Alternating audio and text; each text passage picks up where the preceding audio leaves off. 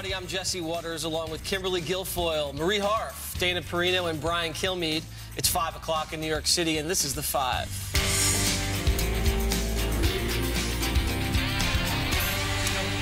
FBI bias still front and center as news alarms are raised on Capitol Hill. Senate Homeland Security Committee Chair Ron Johnson says he has learned of an anti-Trump secret society within the Bureau attended by top-level employees. I have heard, from somebody who has talked to our committee that there is a group of individuals within the FBI that were holding secret off-site meetings. Is that half a dozen? What's the number? Again, I can't really put a number on it right now, but more than just Strzok and Page. But understand, Strzok and Page were very high level within the FBI. I mean, Peter Strzok's title was FBI Deputy Assistant Director of the Counterintelligence Division. These aren't low-level underlings. These are individuals that had access to the highest level, including the director of the FBI. The revelations first came to light through newly released text messages between former special counsel investigators Peter Strzok and Lisa Page. Their texts also raised new questions about Jim Comey's testimony to Congress about the Clinton investigation. John Ratcliffe says Comey could be called again to testify about inconsistencies. He said that no decision was made to charge Hillary Clinton or to not charge her with mishandling classified information until after her July 2nd, 2016 interview with the FBI. The problem is these texts indicate that Page and Strzok and Lynch and virtually every member of the mid-year exam team knew days, weeks, and in some cases months before that she wasn't going to be charged. And that's simply inconsistent with the testimony that he gave under oath. If all the folks working for the director knew that she wasn't going to be charged, I think the director had to know. Meanwhile, there are 5 months' worth of missing messages between Strzok and Page. Today, we're learning how they may have mysteriously disappeared. The FBI tells Fox News, quote, a few thousand cell phones of employees were affected by a technical glitch between December 2016 and May 2017, which prevented messages to be stored or uploaded to the Bureau's archive system. Kimberly, I want to start with you on these missing text messages. The FBI's primary job is, I think, data collection and evidence collection, and they have multiple backup layers, triple backup, quadruple backup, and those prevent against earthquakes and 9/11 attacks and fires. To blame it on a glitch, they've got to be recoverable. I think they might just be buying time. What do you think? There's plenty of cases that I've prosecuted where people have tried to destroy evidence. I always get it. So you have to know who to go to. But the FBI, so they should be able to pull it together. Can you imagine if every investigation they did was thwarted by people who tried to obstruct justice and delete emails and do things like of this nature? But when you look back at the Hillary Clinton investigation, look how that was handled, and the bleach bit and the destruction of evidence, et cetera, et cetera. This is very disconcerting. But I do want to say that obviously the majority of FBI agents and men and women that work there, they're outstanding and committed and dedicated and fantastic, and we really owe them so much because they make hardly any money. They work incredibly long hours to keep us safe domestically. So when you see something like this, I'm glad that the people who have been like a couple of bad apples are being, rooted out, because you want always a fair and impartial investigation. And what I'm concerned about now is that why are these missing? I do believe they'll be able to recover any kind of deleted files. There's tremendous technology and forensic recovery to do just this. For people, obviously people don't want to get caught. They don't want to leave stuff like that out there. So they try to delete it and remove it so it cannot be used against them. However, if the FBI can't do this and pull it together and get it, we got a problem. Big problem. Yeah, Kimberly brought up the Hillary Clinton situation. And so you were looking right at me. Yes, Marie, we're going to direct this question to you. So Comey has some inconsistencies. He said under oath that he never decided to charge Hillary Clinton before he interviewed her. He was going to wait till after the interview. Now we have the exoneration letter. And we have the texts between Strzok and Page that say that Lynch, the Department of Justice chief, knew that the fix was in on Hillary beforehand. So if Comey comes back, do you think Comey's in trouble? I don't. I actually don't. I think Jim Comey took a lot of notes. I think he wrote everything down. And nothing we've heard proves that he said anything incorrect in testimony. And fine, bring him back. But look, I think... Then how do you explain the exoneration letter? I think, well, there are a number of good explanations, including the fact that he may have also written in a letter that wasn't exonerating her. Oh, have we seen that one? Well, people who are trying to go after Jim Comey haven't leaked Maybe that. they missed. And maybe they misplaced that letter too. Maybe there's a partisan reason that hasn't been leaked. If you ever thought of that? No, I have not. Well, but thank you for bringing it to my attention. But I think here's the thing. I agree that these were bad apples. As soon as Bob Mueller learned of these text messages, he fired them from the investigation. What I don't like is extrapolating from these texts, which we don't know the whole story. I think Strzok and Lisa Page need to answer questions, but extrapolating from these text messages to then somehow the entire Mueller investigation not being credible. I'm not saying everyone's making that leap, but some people are, and I don't think that that's fair to the patriotic FBI agents who are still working on it. Okay, I see the point, but where are the text messages? It's very suspicious. Dana, I know you've been a little hesitant to convict much more than I have, but we always talk about police officers, and if a police officer is a racist guy, he's a white cop, he's racist, doesn't like black people, and he's out there patrolling a all-black neighborhood. We always say, you know what, that's troubling. You don't want to have bad apples, bad cops patrolling that kind of beat. Right here, you have Trump-hating FBI agents policing the Trump investigation. Doesn't that show bias, and shouldn't that kind of raise a lot of questions about the investigation? From what we know, basically what Marie just said is that as soon as Mueller finds out, takes over the investigation, finds out about them, he fires. But was the damage already done at that point? I don't know. Because they've still been in the FBI. They're not fired. Okay, look, I get it. I don't know. And truthfully, nobody knows. Maybe the members on the Hill know, but they're not being forthcoming either. They're saying, like, well, we're going to, give you a little taste of it. We're going to basically try to destroy the reputation of the FBI and piece by piece so that we can defend against these allegations of collusion, which in the text messages that actually do exist, Peter Strzok says, there's no there. So in some ways, the Republicans should say, oh, I like that text message. I don't like that text message. And if you remember, if you go back to when Comey was when he announced that he was not going to prosecute Hillary or not recommend it, at the time, we had many people on the Trump campaign, supporters of the Trump campaign, saying that they had sources within the FBI, saying that all throughout the FBI, there were so many agents who were furious at Comey because they could not stand Hillary Clinton. They could not believe this. So it's hard for me to believe that now all of a sudden, that same FBI is rife with people who actually hate Trump and they're actually pro-Hillary. And now so then just before we came down here, the Democrats now have written their own memo. Okay, so now you have one partisan memo versus another partisan memo, and both are like, I might reveal it. I might reveal it if I just could.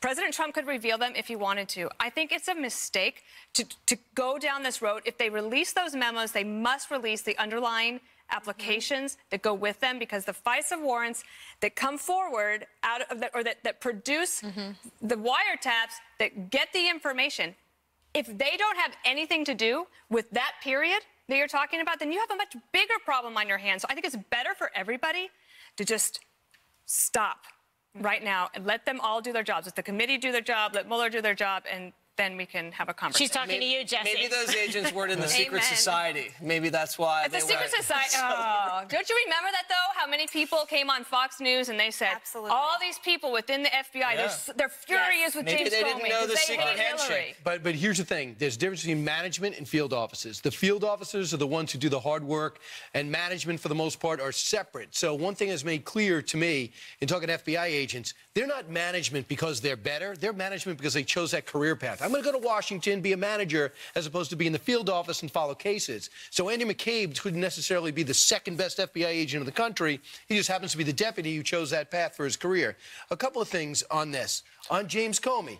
If the memo's correct, Comey's got a problem. He said in September 2016, when asked, did you make the decision about Hillary Clinton to recommend criminal charges related to the classified information before or after Hillary Clinton was interviewed? He says only after. He said she maybe lied in the interview in a way, she did not lie in the interview in a way that we could prove. I didn't know what was going to happen before that interview. So he's already on the record saying he didn't make up his mind. So he's got to come up with an answer for that. On the on the problem with Samsung. Samsung called in the middle of the show today on Fox and Friends because we were talking about Samsung. Was there a problem with their equipment? They say, we believe that Samsung devices are not the cause of this issue. We will fully cooperate with any investigation. And then Fox News learns a few thousand FBI employees' cell phones were affected by a technical glitch. They say we have 35,000 agents, about 10% were looked at, and they're taking steps now to possibly recover the text messages. So that's an issue. I actually think that the FBI is grown up enough and smart enough to understand we're not saying anything bad about them. We're saying something questionable about these two in particular. Not too thrilled with Bruce Orr and his wife on Fusion GPS either. And I think we have the right to question. For example, if you're in an organization that's running well and 4 or 5 bad apples do some horrible things, it should not reflect on us. We know that well. Yes. Okay. So that's what I'm saying. That's true of all corporations. Right. And I'm sorry, I am not correct. Definitely true. Dana made the point that Strzok, when he was invited to join the Mueller team, said that, you know, he didn't really see a lot of there with the collusion case, and he was reticent to join. Because it's not going to help his career. It's like, that, Right. why would I want to go do that? There's nothing there. He didn't see it. And then a subsequent text, he said something about wanting to take care of unfinished business based off what wasn't a result of the Hillary Clinton campaign. And then a subsequent text mentioned impeachment. So you're right. When you look at, you don't have the context, but there's another reason for him to join the Mueller team. Do you think the Mueller team at this point is compromised, yes or no? Well, I think there's certainly an air of impropriety in terms of as it relates to it. But, you know, we don't know all the evidence and facts yet, but I think questions need to be asked and answered. And I think that, you know, Attorney General Jeff Sessions is also aware of everything that's going on. And so we're going to have to find out. I mean, there's enough Sessions there allowed to get involved, or has he recused himself? No, but that's what I think. I mean, I think that this is amazing. So we had this whole fight between President Trump and Jeff Sessions. Sessions not fighting very much about his decision to recuse himself, and then you have the Attorney General making direction to the FBI about this case regarding these text messages, which should be done by the deputy. It's bizarre to me. It just doesn't seem very But he's making public statements about it, and which is... Yeah. I think Mueller's got to continue, too, though. I don't think anything here stops Mueller from going forward at all. I think that's a huge lead. I think the fact that he fired Strzok is in his favor, but did something happen? Now, this is a question. Whether Strzok, when he talked to Flynn, was that inappropriate? Did something inappropriate happen there initially, which then led to what we have now, which is a guilty plea? So, in other words, unmasked to know what Flynn actually said to set him up with a question that he knew he would answer. We do know that if text came out and there were Trump-loving FBI agents saying, "Make America great again," we have to prevent Hillary from becoming president. I bet they're missing 50,000. I think, who knows? I think they're left to be singing a different story. All right, coming up, no wall, no DACA. President Trump's stern message to Chuck Schumer up next. I'm only gonna break your heart. I'm only gonna break your heart. I'm only gonna break your heart. I'm only gonna break your heart. Whoa. This program. President Trump standing his ground as Chuck Schumer takes funding for the border wall off the table. He says crying Chuck Schumer fully understands, especially after his humiliating defeat, that if there is no wall, there is no DACA. We must have safety and security together with a strong military for our great people. Schumer admits there's no guarantee Mitch McConnell will keep his promise of a clean DACA vote, but vows to hold him to it. Is there a guarantee that McConnell keeps his word? No. But we're going to hold his feet to the fire, and everyone in your audience who cares about Dreamers should focus on McConnell. That's what we all agreed to today. Democrats are all for Dreamers, and to get in a circular firing squad and shoot at Democrats when we don't have the power, and we have to use the limited power we have in as strategic a way as we can, that's what makes sense, focusing on the Republicans. While those two battle over the wall, there's one person who's surprisingly in support of it. We're not against the wall. It's good if you want to build a wall.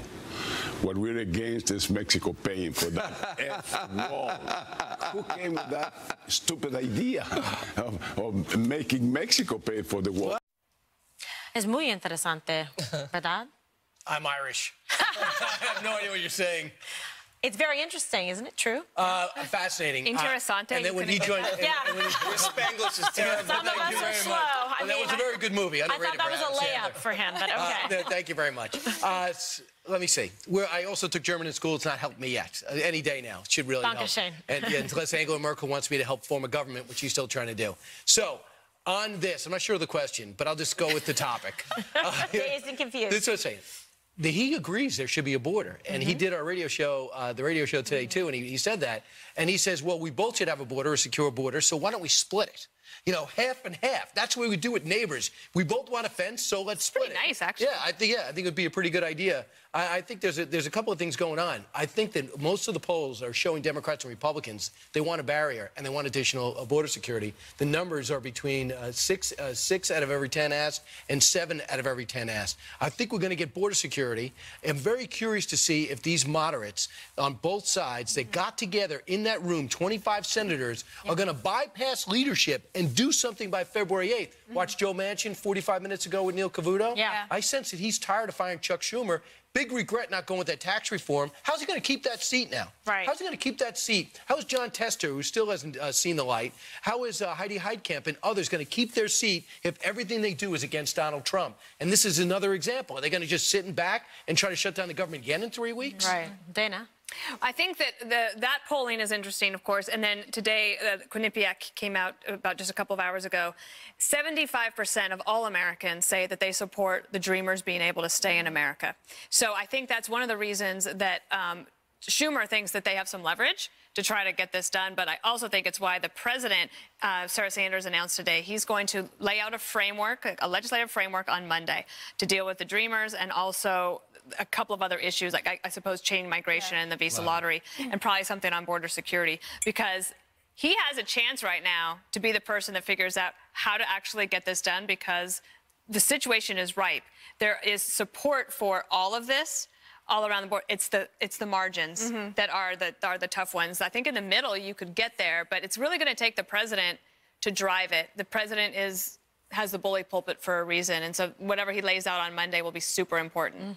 All right, Jesse. I think Crying Chuck's just trying to act tough because he got taken to the woodshed and his base is angry. If Chuck pulls the wall funding, Trump will just defer DACA. That's what the D stands for. He'll defer it for another 6 months. There's much more pressure on the Democrats to help the Dreamers than there is on the president to help the Dreamers. I think the Democrats might not mind watching Trump try to deport Dreamer families. They'd like that visual. They'd exploit that visual. But Trump's not going to take the bait. He's not going to do it. He's just going to leave him alone like Obama did. Now, the Dreamers have terrible PR because they're shutting down Disneyland. But the name's They're good. yelling at Crying Chuck's apartment, trying to keep him up at night. They're at rallies with Mexican flags, trying to become Americans. I don't understand how that makes sense. Talking about polling, this is how left the Democrats have gone. 65% want the DACA deal, but they don't want amnesty. 68% want to end the visa lottery. 81% want legal immigration curbed. That's big. 79% want merit-based immigration.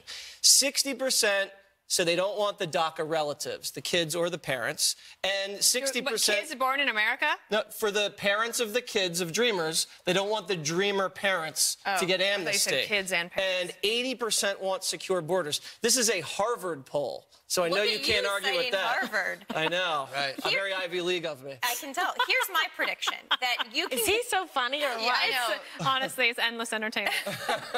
My prediction is that you can get out of the Senate a bill that protects the Dreamers, gives funding for part of the wall, ends chain migration, ends the visa diversity lottery system, and maybe does a few other things. I think you can get that through the Senate. The big question will be the House, whether the Freedom Caucus decides to hold their votes. And you know what? If they do, I think you can get some Democrats on that kind of bill. Now, I'm not overly optimistic because Congress has been, you know, it's been tough for them to do anything, but I absolutely see a path to get all of those things, the moderates of each party coming together and saying, we have to get something done. And so that's my prediction, that if this happens, that's what it might look like or what it could look like. All right. I think that's... Que bueno. Sí, muy bien. Do you know what that means, Brian? Not yet. Que bueno? Yeah, I'm gonna go on Right, the just break. steer I'm it gonna straight try ahead. to- All right, coming up. It is my honor and privilege to sentence you. I've just signed your death warrant. Judgment Day for monster Dr. Larry Nassar. His punishment for sexually assaulting some of the nation's top gymnasts for years. Next.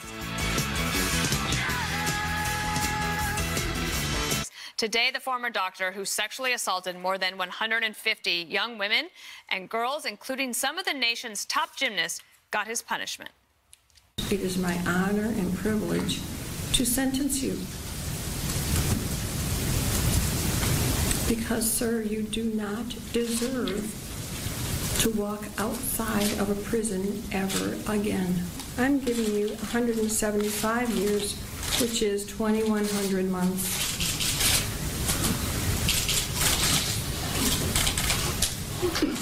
I've just signed your death warrant. The maximum 175 years from Judge Rosemarie Acalina after an emotional 7-day hearing in which she allowed dozens upon dozens of brave victims to confront Nassar face-to-face, one by one. Many are saluting this judge for her style in the courtroom and the comfort she's been providing to the victims. You talk about being broken.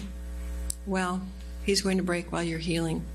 And I believe that he will remain broken. You are part of an unstoppable army of strong sister survivor warriors, and Mattel ought to make toys so that little girls can look at you and say, I want to be her. Wish my robe came with a magic wand so I could wave it over people and heal you.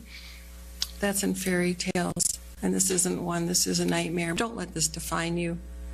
Yes. Any of you. Go out and do great things in the world. You have just started a great rippling effect of greatness.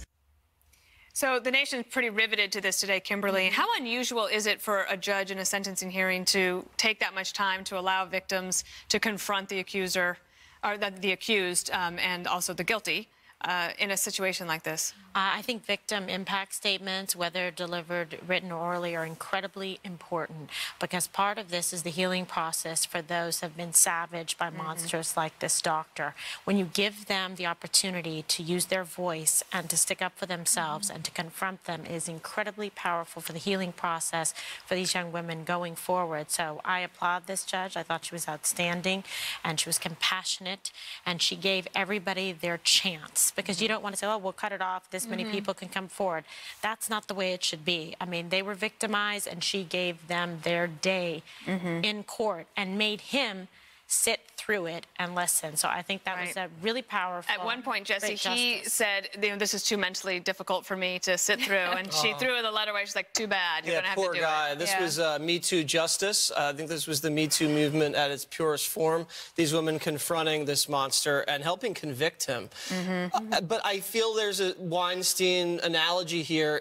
This guy's worse because these women are minors. But I feel like he was protected a little bit by USA Gymnastics. I'd like to know what USA Gymnastics knew and when they knew it. And the whole country needs to take a look at what industries where men who are powerful have access to women or to young women, whether it's in coaching or in summer camps or in the fashion industry, in acting, commercial acting, whatever it is, because this is too prevalent. But knowing that this guy is going to suffer a fate worse than what he put his victims through in prison. When she said that this was a death sentence, she was right. And I'm not talking about old age. This guy's not going to survive in prison this term at all. Well, I mean, do you know more about the school? Because I know that the state legislature in Michigan has asked for the resignation of the head of the university. Karolyi's famous, so is his wife. They were famous overseas in Eastern Europe. They trained the best gymnasts in the world, and he's making all of them see this doctor. Now, do I know that this doctor, Karolyi knew this doctor was molesting and sexually assaulting them? No, but they have immediately ripped him out and ended their association with him. But on what you said, this is three places. This is the Twister Gymnastics Club. This is Michigan State University, and this is USA Gymnastics. Do you know in 2015 when they finally listen and they say, listen, this doctor's assaulting me, they go, okay, you're out of USA Gymnastics. They never called Michigan State. Wow. So Michigan State keeps up with it. Then 7 weeks later, 5 weeks later, they call the FBI. And then they never tell this other gymnastics club. Terrible. They knew this was going on. They told the women they didn't know the difference between an exam and sexual assault. That's unbelievable. And one woman actually gave herself a concussion, this elite gymnast, Maddie Parson, gave herself a concussion in order not to see this doctor again. She fell on purpose outside the bathroom to bang her head. That's how much she didn't want to do it. Wow. It's crazy, and it just shows how strong these women were. I mean, some of them, despite what they were suffering, despite what they were going through, went on to win Olympic medals. I mean, these women had to overcome so much, and hearing them stand in that courtroom and confront him in such powerful ways. I mean, that is hard, especially when you're a younger woman, especially when you've been through what they've been through. So I applaud them, and I agree. Michigan State, I mean, look what happened to Penn State, for example, after the whole situation with Jerry Sandusky. Michigan State needs to go through a similar reckoning, maybe even more so. We'll see. But it's interesting, the judge, Aquilina, she's been asked to do numerous interviews, and she's turned down every single one of them because she said, it's not about me, it's about those girls. All right. Conservative Ben Shapiro is speaking at another university tonight, and that's apparently just too much for some of the students to handle. Wait until you hear how the college is helping them cope.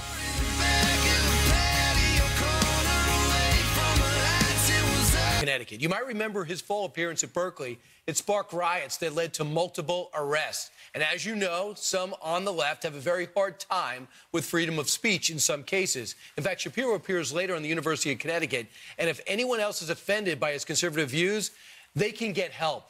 The university has offered counseling for students who can't bear to deal with dissenting opinions. Isn't that something special, but sadly not that unique, Dana, because they feel that Ben Shapiro, who's a fine, very interesting person to hear speak, is so polarizing, you need therapy. And let's hope you satisfy deductible because you're still in January. I do wish everyone could get to know Ben Shapiro. A lot of us here at Fox have good friendships with him. And in fact, I was just texting with him, and I said, you know, we're about to do the segment. And he said, I find all of this stuff so silly. I'm not all that controversial. It's just that everybody is crazy. Right. Thank you very much. And the thing is, like, if you actually listen, if they could bear it for just a moment, if they could listen to his podcast once or just view one of his speeches on YouTube, he's really not that controversial. No. And he's pretty fair. He's like, look, on the one hand, on the other hand, this is where I come down on it. And it's just, it's not what Milo does in any way. Right. But here's the thing. Let's say you listen to Ben Shapiro and you don't agree. You might still survive, Jesse. I know. You're going to be okay. And the therapy makes these people even snowflakier. When they go through the therapy session. We did a story the other day. I had a llama on set on Watters World because people get stressed. They need to pet an animal. And Watters World would like to take this time to officially endorse the Ben Shapiro podcast. I listened to it for the first time today on the treadmill. The guy speaks faster than Brian Kilmeade, so it makes you run a lot faster. But he's not this fire breather. If you think Ben Shapiro is bad, wait till you hear some of the other guys on talk radio. Wait till you watch Watters World. Much worse. Thank you, Dana. Marie, that's a good endorsement. Marie, I thought we lived in a world, in a country where if someone was talking about socialism and communism, that might be the issue that's so radical you might need extra security, dare I say counseling. Does it bother you at all that somebody just speaking in a conservative line of thought seems to have officials so concerned they need special psychiatrists? I think it says a lot about where our country is. Yes, especially college students who feel like they can't listen to a different point of view or they don't want to without, you know, having, I mean, therapy is an extreme version of it, right? But they don't. Are you going to see a therapist after the show from sitting next to me? Every night, Jesse, every night. Therapy and wine. You know, but that's actually, I mean, to your point, I'm at Fox for a reason. I think we're all better if we talk to people who we don't always agree with. And college students could learn a lot if they just went and listened to him. Maybe they won't agree with him, but they'll learn a lot in the process. And I think that they're just too protected and sheltered now. Right, Kimberly, my worry is there won't be a next generation to host the Five. Because if everyone doesn't agree, they just won't be able to. You don't have enough counselors for everybody. Jesse will be working for you. You used to be on the West Coast. I thought this was limited to Berkeley and schools like this where Ben Shapiro caused an uproar there. Not anymore. Ben Shapiro. Yeah, not anymore. This is University of Connecticut. Right. This is pretty frightening, isn't it, when you think about this? Because higher education has become so limited in its scope and its thinking. But they limited tickets, too. Well, do you know that you have well, to be a it's limiting student or free faculty? speech. It's affecting the First Amendment. It's abhorrent. I mean, you're going to school like this to be able to broaden your mind, expand your horizons, try to learn something by listening to somebody, being able to debate effectively, preparing yourself for the real world and the job market, and a work environment where you're going to meet people with different opposing viewpoints. So who's really benefiting from this? Ben Shapiro. Well, I mean, I actually think that that's what they don't realize, that every time they do one of these things, they make him more popular. To get an entire segment on the 5 is not easy. Like, we have all the stories in the world we could have covered. And he's today. on Laura Ingraham tonight at 10 o'clock. And his podcast numbers go through the roof. Ben Shapiro benefits from this. Right. The bigger deals they make out of this, I think it only helps the person coming to speak. And look, some universities have security concerns with certain speakers, people like Richard Spencer. Like, there are real security concerns in this world. Ben Shapiro is not one of them. And you know what sells it, Jesse? You have to be able to look at the difference. You know what sells it is that Ben Shapiro is just a normal guy, very intelligent, unique thinking. He's kind of got he's not inflammatory at all. And the reason why, Dana, it helps him is because he actually is a good person that when exposed, you might like him, as opposed to the more you know him, the worse it gets. We've met people like that. Why are you looking at me? No, I want you to comment. For example. Actually, the more I get to know Jesse, the more I like him. It's just strange. It was just, you Wait, you didn't like me before you met me? No, I mean, I liked you, but I didn't really know you that well. Okay, But, like, good. the more, like, I look forward to coming to work to be with you. Aw, thank This you. is really- I'm growing on Dana. Right. And who would know that my segment would bring you and Jesse closer together? It's unbelievable. Tomorrow always about you, Brian. Right. Okay, it's true. I do have a problem. Bit of self-obsessed. Hey, let me tell you what's coming up next, unless you have a different rundown at home. The Pope now joining President Trump in condemning fake news. Can you believe it? I think he's taking shots at us. Yeah.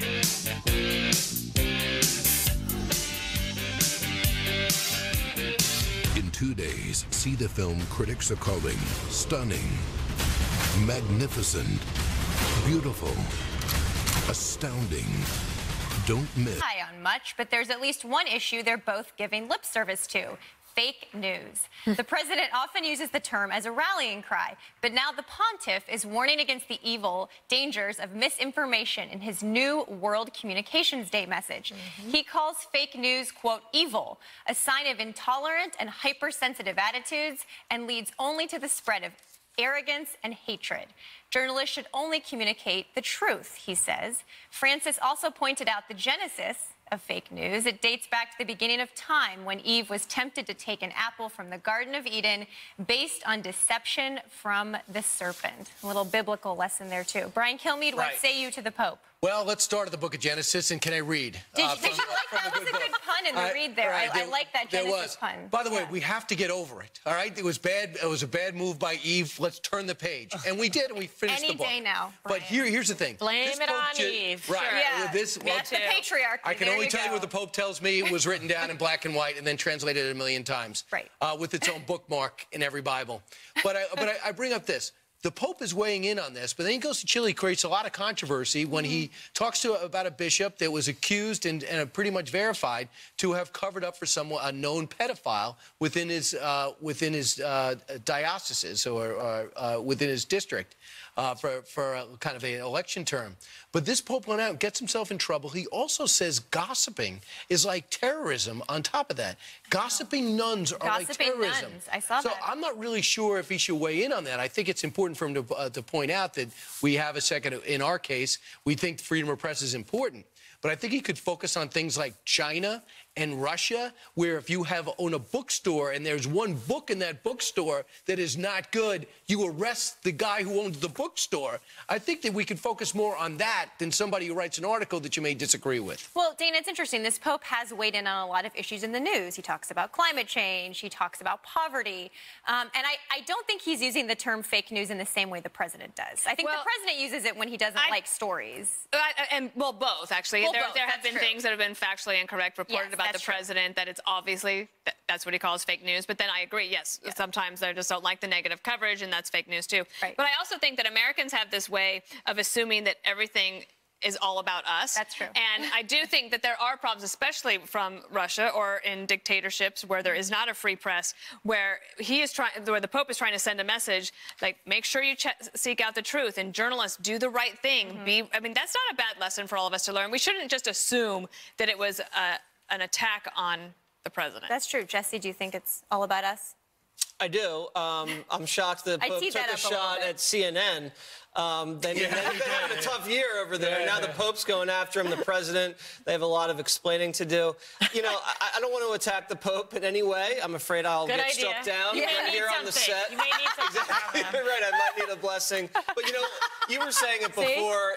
He'll say something about climate change, then the left will say, oh, the Pope, and then he'll say something about fake news, and the right will say, oh, you know, the Pope's right. So, you know, take it or leave it. He does what he does, and he's a great man. I was fascinated to find out that he evidently was at constant war with the Argentinian press. Yeah. So when he was just a cardinal, he had a problem with the press. But now he says we have to give the press its room to prefer to. But I think good leaders do that. news. Good leaders can have a problem with the press, but still protect their right to do it. Kimberly, what role do you want to see the Pope play? As a world leader, as a religious leader? What's like the sweet spot there? I think that the role is as a religious leader. So, but he certainly has deviated from the norm and from past popes who have definitely were more circumspect in terms of commenting on political viewpoints and things like that. I mean, in terms of the fake news there, I don't really have a huge problem with what he's saying here because I think it's true. People should try to get the facts, do the best at their job. I abhor fake news as well. So, you know, I think this is one of the more tame things that he has said. The less controversial one. Yes. But he's using Donald Trump's term. Exactly. So it's a shot at us. They're coming together. Oh, well, they know how to get press. That's breaking news in 2018. Stay with us. One More Thing is up next.